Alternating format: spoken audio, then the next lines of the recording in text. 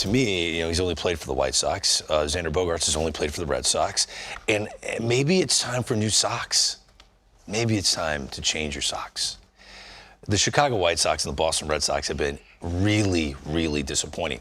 And I know the Red Sox finished in last place, but I would venture to say the White Sox were more disappointing than the Red Sox. So let's start with the White Sox. What do you do?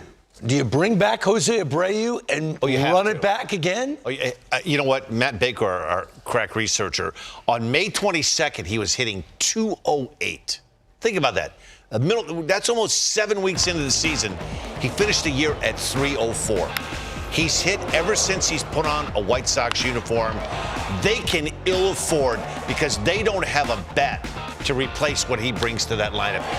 They have to try to bring him back. He's not the reason the White Sox. He'll be 36 in January. I don't care. Andrew Vaughn is the future. Albert Pujols 42. Andrew Vaughn plays first base. You have Gavin Sheets, who doesn't have a position. Does Andrew Vaughn do this? That's why you drafted him as high as you drafted him.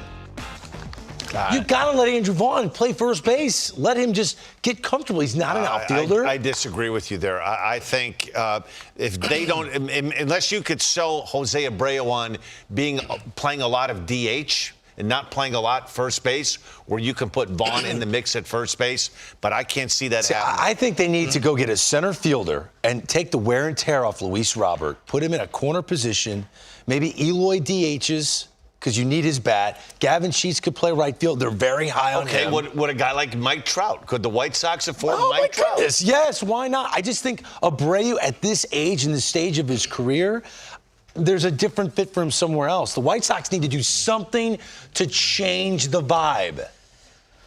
That's a tough one for me. I think Abreu he's not the problem. And I don't know if Andrew Vaughn is what you think he is.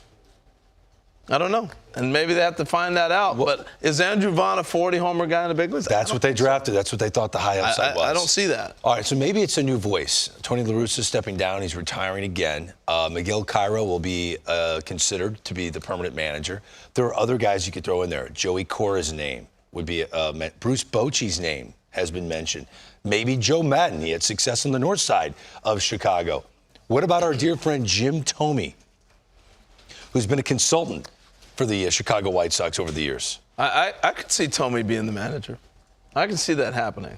Because what we've seen a lot is staying within the family, within the interior, right? And we've watched Jones, you're looking at notes here from the Futures game.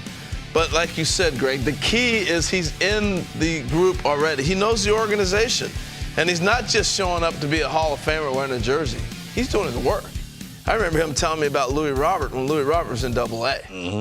So he's done his work there. That does not surprise me. Is there another candidate that we're leaving out? Yeah, I'm going to throw a wild one out there, but Ozzie Guillen. If there's a guy right now that knows this current roster up and down, it's Ozzie Guillen. He's been doing a pre- and post-game work for the White Sox now for several years. I think he still has that bug to get back to manage. Controversial, firecracker. He's all of the above.